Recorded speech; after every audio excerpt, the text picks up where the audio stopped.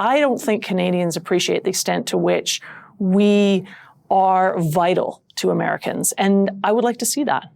The central element of the U.S.-Canada relationship is how close the relationship is, how important it is, and how much of a two-way relationship it is. The global environment has changed. We are seeing the world become increasingly dark. Hello and welcome to the GZERO World podcast. This is where you'll find extended versions of my interviews on public television. I'm Ian Bremmer, and on today's episode, I'm taking GZERO north of the border to look at the most important trade relationship for the U.S., an increasingly important geopolitical one too, Canada. Yes, Canada is a lot more than maple syrup, ice hockey, and poutine. Our friendly neighbor to the north is America's biggest trading partner. Not China, not Mexico, no Canada. And we share the world's longest international border, undefended. Here in Toronto, I'm talking with both countries' ambassadors, David Cohen and Kirsten Hilllman, about all the things that bring us together and some of the things that bring us apart.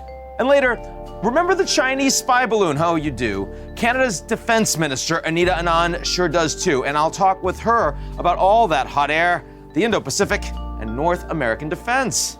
Let's get into it, eh?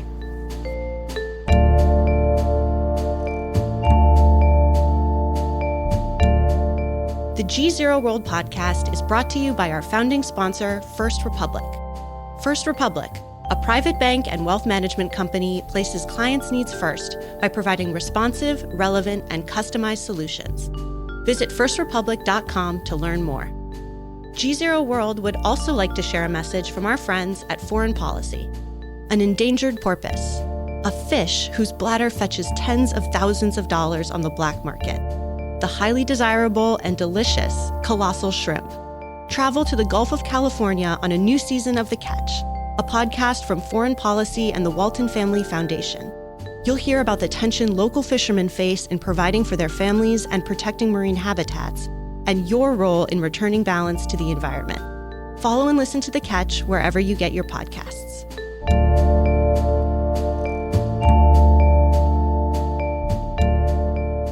Ambassadors Cohen, Hilllman, thank you so much for joining me today. It's great to be here. Thanks for having us on. A friendly relationship, no question. 9 out of 10 Americans and Canadians feel like there's a strong alliance between the U.S. and Canada. But I want to start with trajectory. About a third of Canadians say that they fear the relationship is deteriorating. Almost 20% of Americans feel the same way. I'm wondering why you think there is that perspective in a relationship that frankly is about as integrated as one could have between two G20, G7 countries. Well, I'll be honest, I don't know where that perception would come from. I think that it may be a sign of just malaise generally. In right now, post-COVID, I find Canadians, Americans, and others are still feeling like they're not quite back to the optimism and the energy that we saw before the pandemic. There's a lot of really challenging things happening in the world, and we see it with the 24-hour news cycle all the time.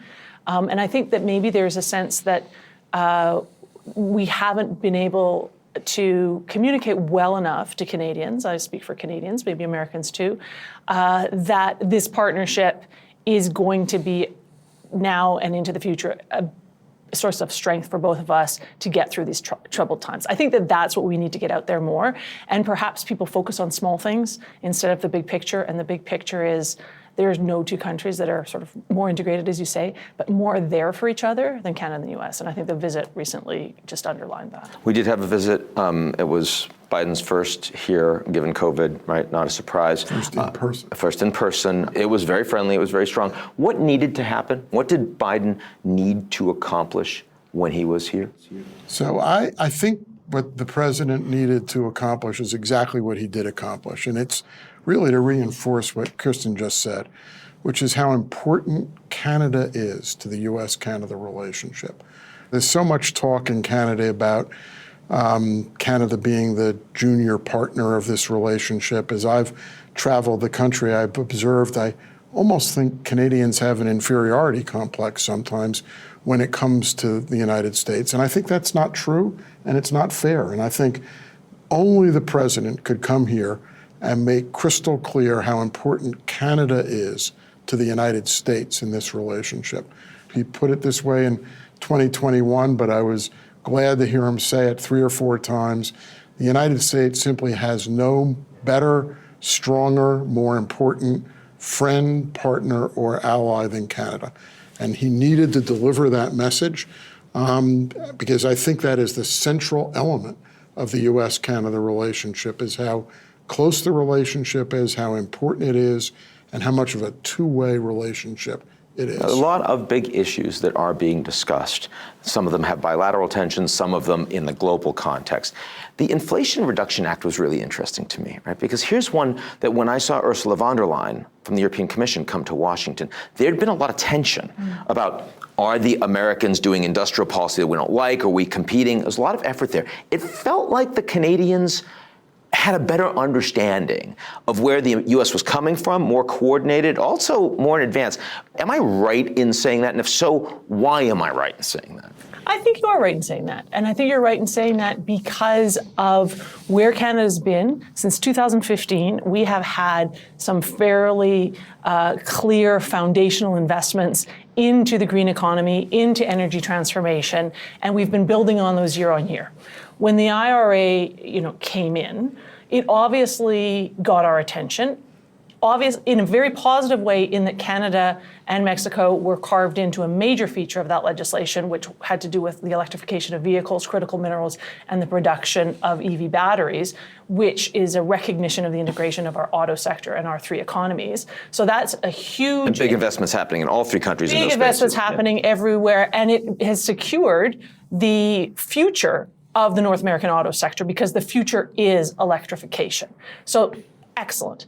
Now, with respect to the other investments that are coming out of the IRA, there's no question that it also got Canadians' attention, and there was some concerns around competitiveness. Was the suite of tools that we had as a government sufficient to make sure that we attracted and maintained investments in these technologies, in these areas that we have been trying to prioritize, as I say, since 2015?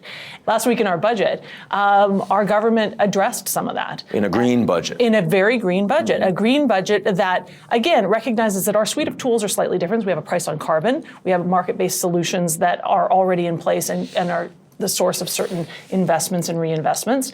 But there are tax credits in there and other tools to complement that. And there is also a really strong emphasis on Canada's value proposition, which has to do with the resources that we have, the expertise that we have, not only in extracting and processing the resources, but the technology around greening all areas of our energy relationship. So I think that for us, it's a different opportunity. I think the last thing I would say too is there is no question, I spent my whole life practically dealing with Canada-U.S. economic relations, and when the U.S. does well, and when it focuses on certain areas of the economy, we necessarily do well in Canada. We get opportunities in the United States, and we get opportunities in Canada. Now, one of the Trump administration's biggest successes in foreign policy was USMCA. When we talk about industrial policy, we usually talk about protectionism. We usually talk about support of a domestic industry. Is it fair that between USMCA and now IRA, that industrial policy really equates to the North American integrated economy? Does the Biden administration see it that way? Or is it first and foremost about American jobs, and then we have to pay attention to Canada and Mexico? So when I hear the word protectionism under the Biden-Harris administration, I bristle a little bit, because it's different than it was in the prior administration, which had an expressly protectionist approach to foreign trade and to foreign relations. That's not Joe Biden. And I think he demonstrated that time and again during the visit to Canada. He very much subscribes to the view, if you will, the rising tide lifts all boats view, that when the United States invests, Canada will benefit, and Mexico will benefit as well. And he does bring a North American perspective to the table.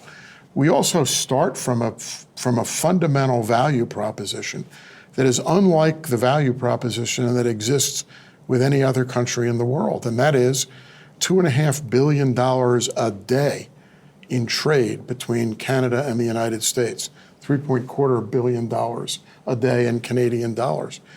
That's with whatever Buy American policies are in place.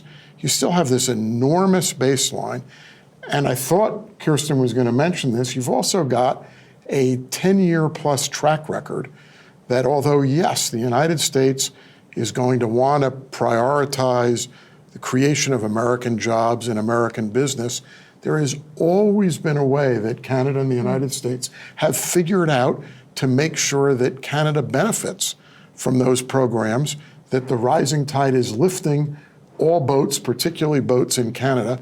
And although we haven't quite figured out all the pieces of that yet, I think there's a lot of optimism that that's what we're going to see. So in the joint statement from the visit, take something which isn't the IRA, but take the Defense Production Act, and included in that was a commitment for $50 million in US dollars going to Canadian companies to help stimulate critical minerals.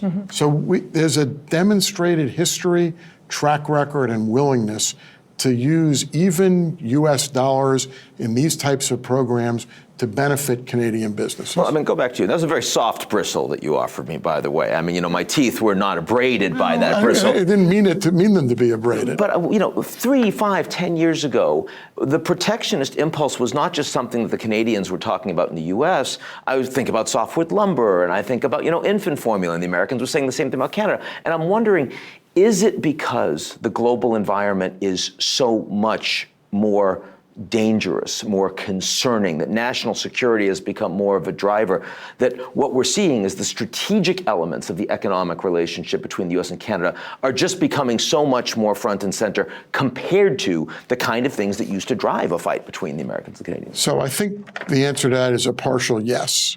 I wasn't talking about 3, 5, and 10 years ago. I was talking about the Biden-Harris administration, which is 2 years. And part of it is definitely that we have become more interconnected globally, and certainly in North America, we've become more interconnected, and there's a greater understanding that our futures are tied to each other. So there's no doubt about that. But part of it is philosophical as well. And this president, as he demonstrated through his visit to Canada, has signed up to be part of Team Canada-US. That's the way he views the United States' place in the world. And that is not necessarily the same way that his predecessors have viewed the relationship between our two countries. So you tie the two of those things together, and I think you have a very different flavor of what something like the Inflation Reduction Act means and looks like, what Defense Production Act funding means and looks like, and what the integrated and combined efforts around climate change, energy transformation, and how you use governmental tax incentives to advance the ball in those critical areas. So Kirsten, when you and I sit down, we talk a lot about Asia Pacific, we talk a lot about China, in the context of 3-5 years ago, where there was a lot of conversation in Canada about how much do we want to be aligned with the US on China, and how much we want to be taking a slightly different path. The Biden-Trudeau meeting certainly seemed as if there was no daylight between the US and Canada on China at a time when US-Chinese relations are at the worst we've seen in quite some time. Now, I'm sure some of that is about the experience with the two Michaels, and some of that is about alignment on critical minerals and Huawei. But am I right? I mean, because there's daylight between the Americans and many of the Europeans on China, very clearly.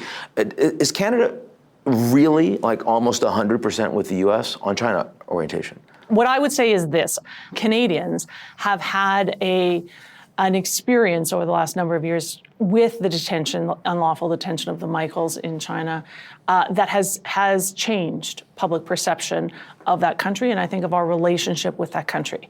But that being said, it's still a country that is recognized as obviously a very important player in the world. And so we're going to have to find ways to work with them in a variety of areas, including on climate change and including on, we hosted for them the Biodiversity Convention in the late last year because of the COVID policies, they couldn't have it there. So we're keen to try to have lines of communication where we can on issues where we need to work together. But I think it's fair to say that when it comes to human rights violations, when it comes to national security issues, we are feeling like we need to make sure that we are as closely aligned as we can be with our key partners, and the U.S. is primary among them. And from a foreign policy perspective, would you say this is the biggest thing that concerns you in your portfolio in terms of where Canadian relations are going forward? With the United States? Yeah, about what's going to happen with the Chinese. I would say it's something that we talk about a lot. We had a really great session just before the presidential visit between the Prime Minister's National Security and Intelligence Advisor and Kurt Campbell at the White House, like 7 hours. The Asia SAR in the White House. Yeah, exactly, the Asia SAR. So we had a 7-hour extravaganza with all of our agencies there, from national security and intelligence to foreign affairs to development to economics.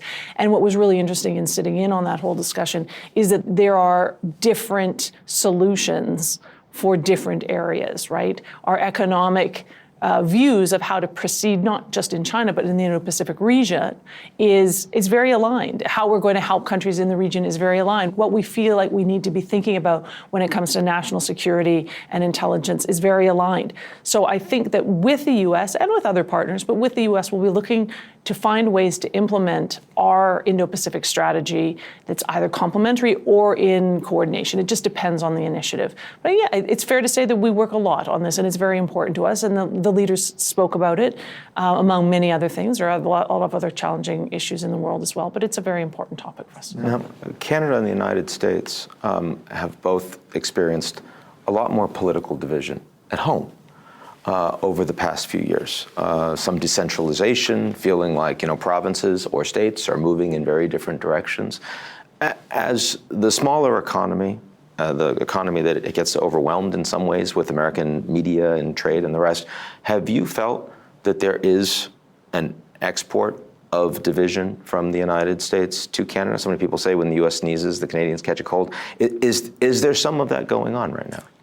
I think it's really hard to say. I will come back to my perception that our society is still recovering from the challenges of the pandemic and how that affected people's lives, how it affected their economic lives, their family lives, their mental health, their sense of sort of community.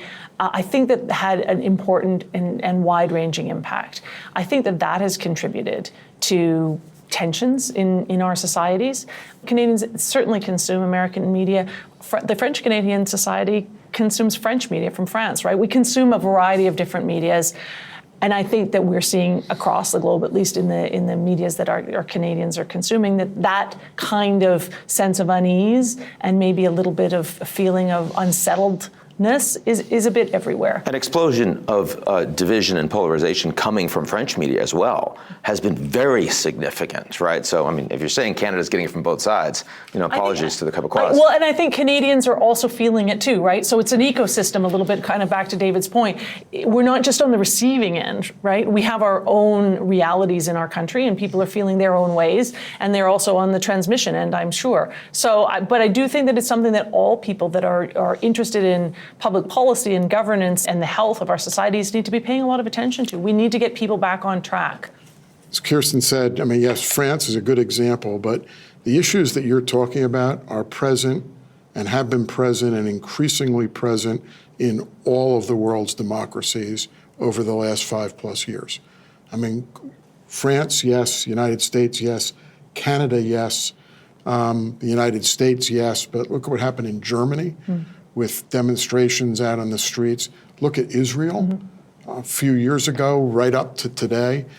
Democracy is under challenge. President Biden said this right in the election, in the run-up to the midterm elections last year, which is that democracy is the best form of government we know. Doesn't mean that it's pretty.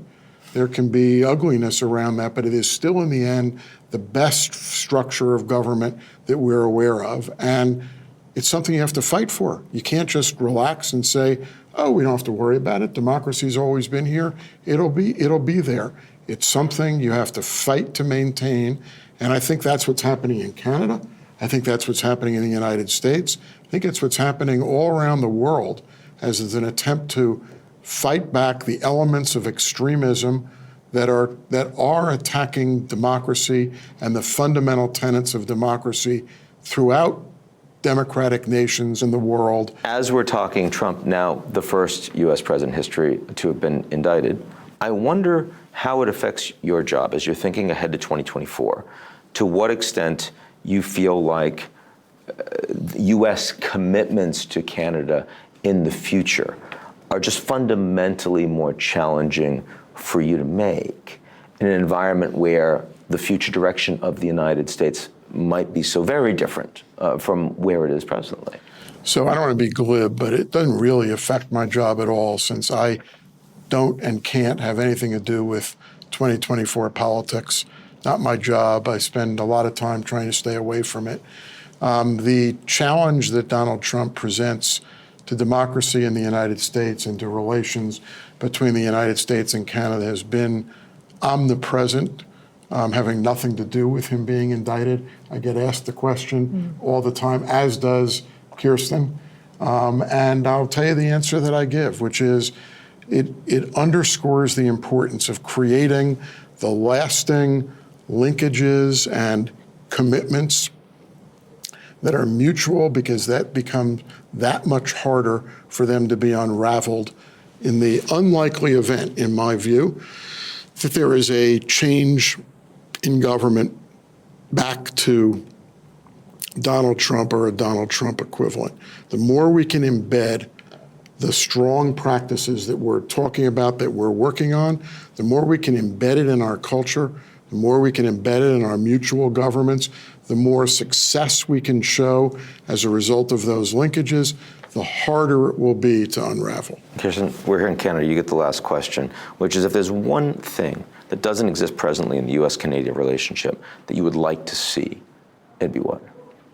I think I would like to see back to maybe where we started in terms of taking this relationship and projecting it into the future. I would like to see a deeper recognition beyond people who are just working on Canada-U.S. relations all the time, of the fact that in addressing the challenges of the future, so in addressing strategic vulnerabilities, whether they are with respect to certain kinds of products or our supply chains or semiconductors or national security and the Arctic and our shared geography, a more immediate understanding that we are only going to get there together and we're only going to be as strong as we need to be by always staying aligned. And it kind of gets to the last point that David made, which is ultimately the strength of this relationship has to be borne by the millions and millions of Canadians and Americans who interact every day in business and academics and our law enforcement, our militaries, our intelligence services. It has to be borne by them, because the political winds change. And the way we are going to sustain the huge advantages that we both get as countries from this relationship is by giving all of those relationships the strongest roots we can possibly give them. And I would like the people that have those roots, who are responsible for the relationship, to recognize the value and the power of what they do, because I'm not sure that's always true. And especially, and I'll speak again for Canadians, I don't think Canadians appreciate the extent to which we are vital to Americans. And I would like to see that. Completely agree with what Kirsten just said about the way to make this relationship enduring. And I can't help but think about the announcement last week that for the first time in history, a Canadian will be joining U.S. space flight to and beyond the moon in our new Artemis mission. And what an incredible statement that is about the relationship that exists in the science and technology and innovation area between Canada and the United States. And it's not so easy to unravel. It's something that's enduring no matter who the President of the United States is. And so I think that comes right out of the visit. It's consistent with the messaging of the President and the Prime Minister, but it's a fantastic statement, and one, as Kirsten says, that should help to rally Canadians around the value of this relationship from a Canadian perspective. And it's something we'll have for the future. Exactly. So with that, Kirsten Hilllman, David Cohen, thank you so much for joining. Thanks for having us. Thanks for having us on.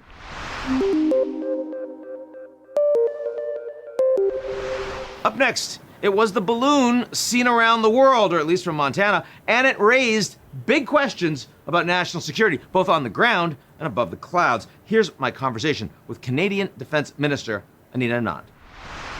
Minister Anand, thanks so much for joining me today. Thanks for having me. Last time you and I saw each other, China was big in the news. It is again. It was about a month ago that we had this significant U.S.-Canada balloon incident. And at the time, I remember you saying that you would be very careful about making assumptions at this point. Time has passed. We've learned a lot. What can you now say? Well, we're cooperating very closely with the United States in terms of the data that it is retrieving from the downed balloon off of its eastern coast. And we, in terms of the suspected balloon that was above Yukon, were not able to retrieve debris given how remote and rugged the terrain was.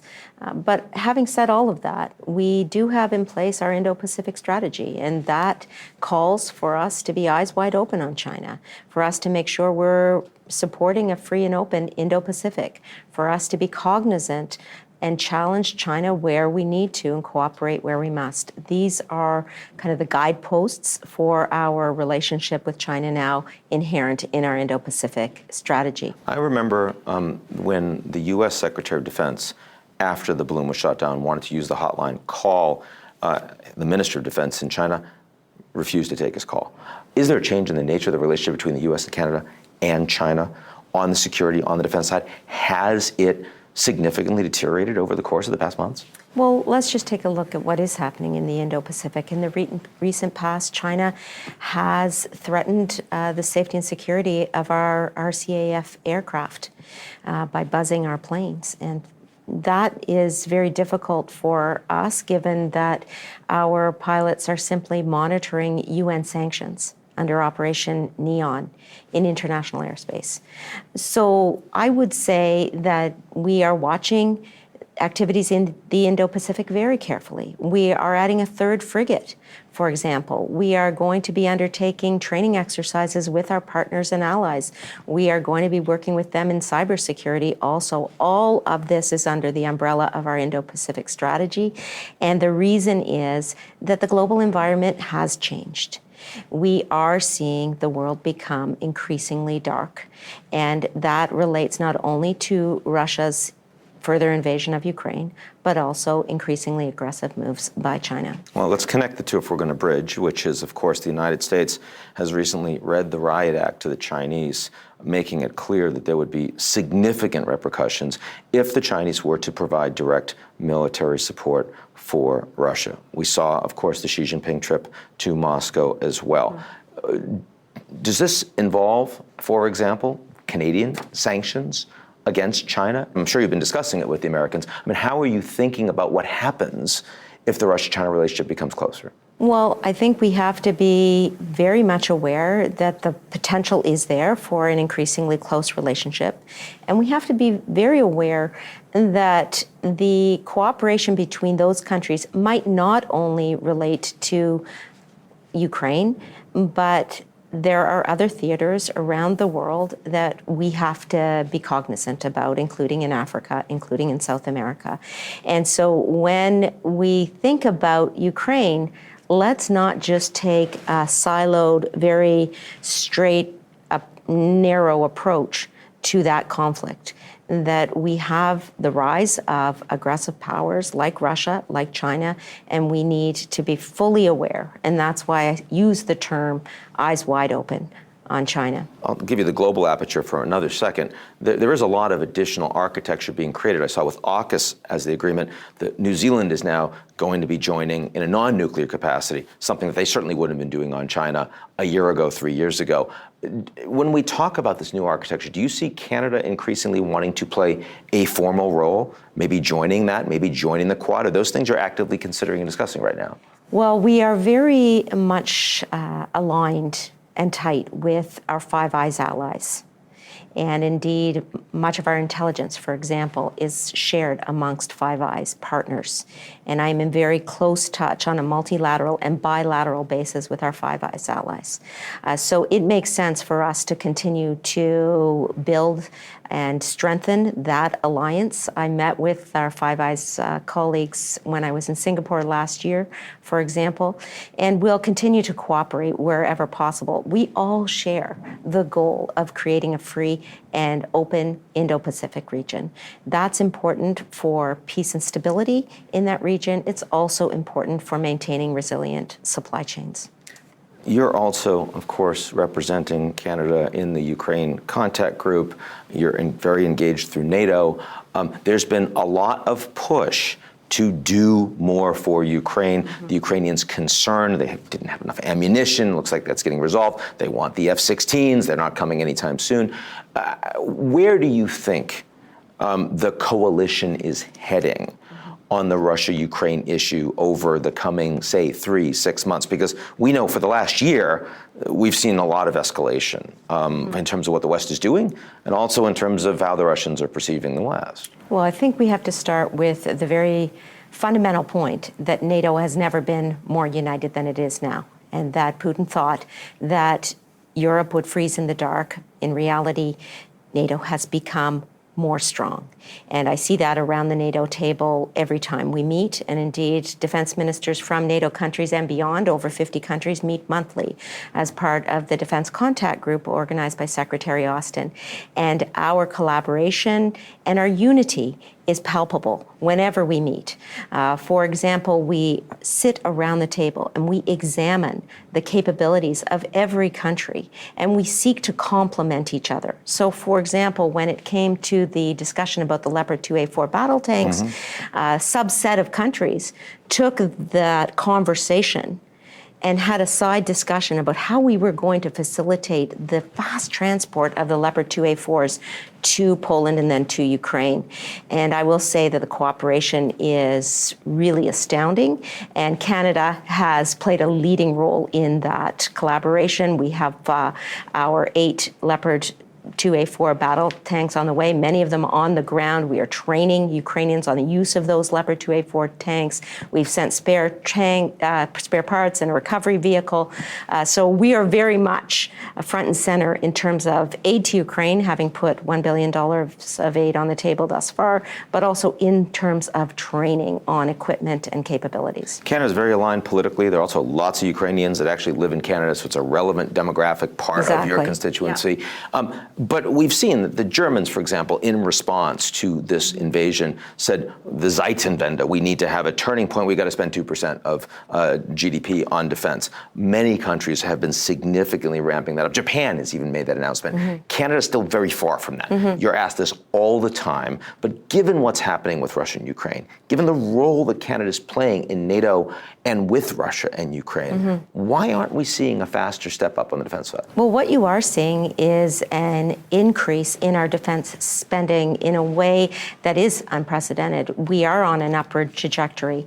We're increasing our defense spending by 70%, in fact, beginning in 2017. We committed $8 billion in our last federal budget in 2022. We're NATO's 6th largest defense budget. And on top of all that, put on the table almost $40 billion for NORAD modernization last year. So the trajectory is upward, Ian, and that's very positive. It was viewed quite positively when President Biden visited us 2 weeks ago. I mean, in the context of the budget, in the context of the pandemic, I understand these are difficult trade-offs, but surely you still feel that pressure. Well, it's pressure that we truly appreciate given the changing global strategic environment. And that is why we are continually putting money in targeted investments where that money is needed. NORAD modernization and continental defense is one prime example. Another example is on NATO's eastern flank, where we are leading the Enhanced Forward Presence Battle Group in Latvia. We've been doing that for 5 years, and we are playing a leadership role that is well recognized in terms of NATO's eastern flank. Now, a lot of the defense and a lot of the national security relationship between the U.S. and Canada is increasingly about the economy. It's increasingly about semiconductors. It's increasingly about critical minerals. These conversations are very real, they're very live. In some ways, they're very unprecedented. Do you feel like Canada is as aligned with the United States on those issues as Canada clearly is in terms of core national security? Most definitely. If you look at our recent federal budget, for example, we are very much focused on growing the green, clean economy, focusing on strategic items like semiconductors, building the corridor from Roma with IBM, for example, into the States. We are focused on the relationship between security, national security, and economic prosperity.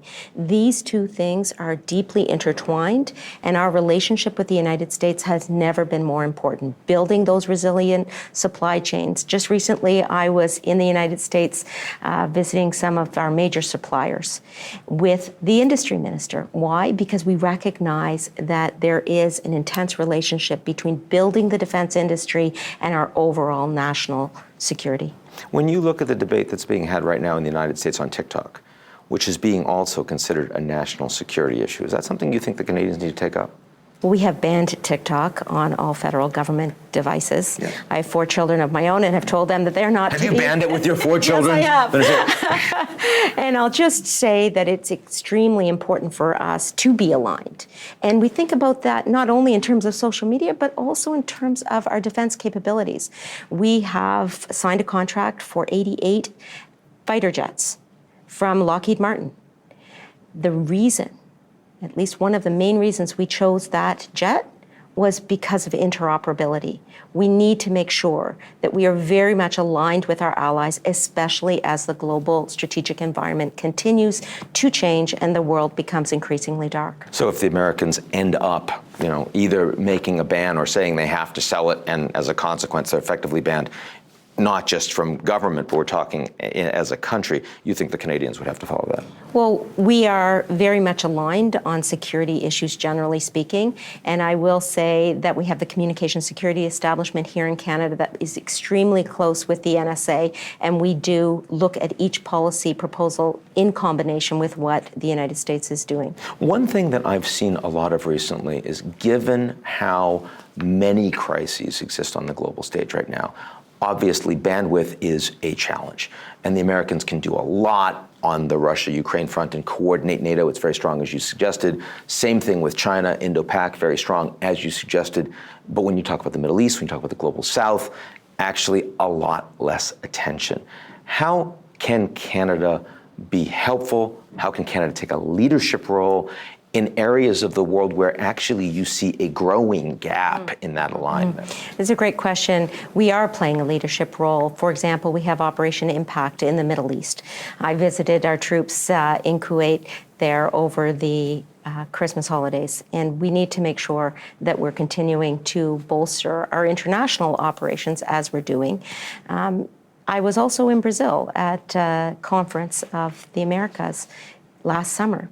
And what I saw there was the desire for those countries to hear more from Canada, from the United States, especially in terms of the war on Ukraine, the illegal and unjustifiable war that is. And what I found very helpful and, in fact, important was for Canada and the United States to continue to have these conversations because not all countries are receiving the same information, as you know, in this age of disinformation and misinformation. One more I want to ask you about, which I haven't discussed earlier in the show, is Haiti, because it's, not so far, doesn't have a government, right? I mean, basically run by gangs at this point. The Americans have been pressing Canada pretty hard, though it was friendly with the Biden-Trudeau meeting, on couldn't you do something? Couldn't you provide some troops, provide some policing to help? When Canada gets that message from the U.S., do you sort of shrug and go, hey, what about you guys? Well, I think what our view is that we have to be focusing on Haitian-led solutions. That's why our ambassador to the United Nations, Bob Ray, has taken 2 visits there. That's why we are engaging in surveillance activities like with a CP-140 Aurora flying overhead or 2 ships in the harbor around Port-au-Prince so that we have full information before we are making our decisions. And as you know, we've made a number of decisions relating to sanctions against Haitians as well as $100 million for the Haitian National Police in terms of providing equipment for them. No, and that's happened, and there's more money that's coming, and you made that announcement. But I'm just asking, like, when the Americans are making that statement, do you then go back to your folks in the Ministry of Defense and say, hey, like, how about we do 10% or 20%, but you're sending troops too? Well, like, we don't want to be by ourselves It's there. a cross-government conversation, not only defense, obviously. I know. But it is is that your perspective? It's also about making sure that this is Haitian-led, because the support that we provide has to be support that is welcomed. And that's why we are being very prudent about the support that we are putting on the ground and making sure that we are collaborating with multiple partners in the region. It's hard to be Haitian-led when we don't know who's running Haiti, right? I mean, you're not doing polls down there. But that's why we need to be prudent. We can't simply throw money at a problem and expect it to go away.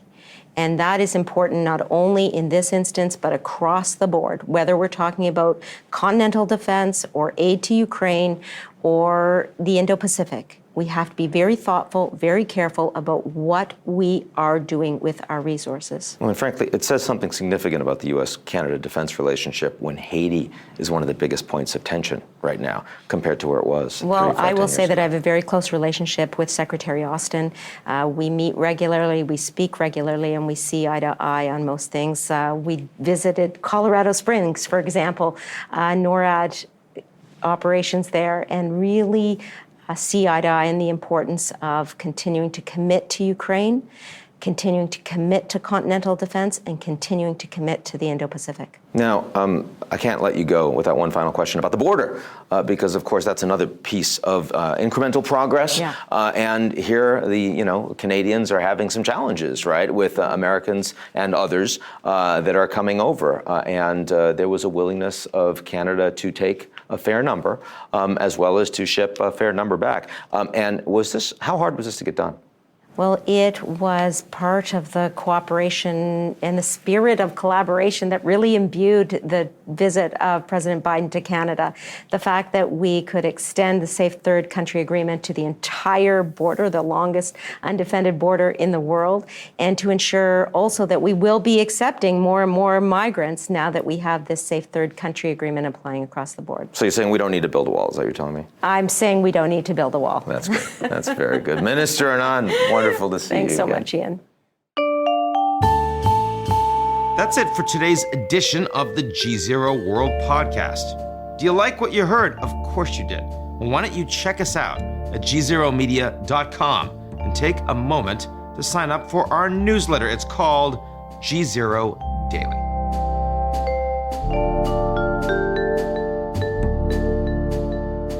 The GZERO World podcast is brought to you by our founding sponsor, First Republic. First Republic, a private bank and wealth management company, places clients' needs first by providing responsive, relevant, and customized solutions. Visit firstrepublic.com to learn more. GZERO World would also like to share a message from our friends at Foreign Policy. An endangered porpoise, a fish whose bladder fetches tens of thousands of dollars on the black market. The highly desirable and delicious colossal shrimp. Travel to the Gulf of California on a new season of The Catch, a podcast from Foreign Policy and the Walton Family Foundation. You'll hear about the tension local fishermen face in providing for their families and protecting marine habitats, and your role in returning balance to the environment. Follow and listen to The Catch wherever you get your podcasts.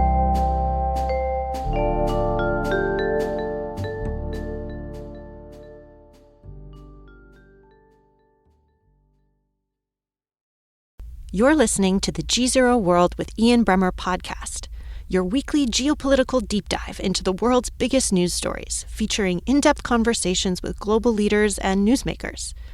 To get more of GZERO's insights on global politics every morning, sign up for our free newsletter, GZERO Daily, at gzeromedia.com.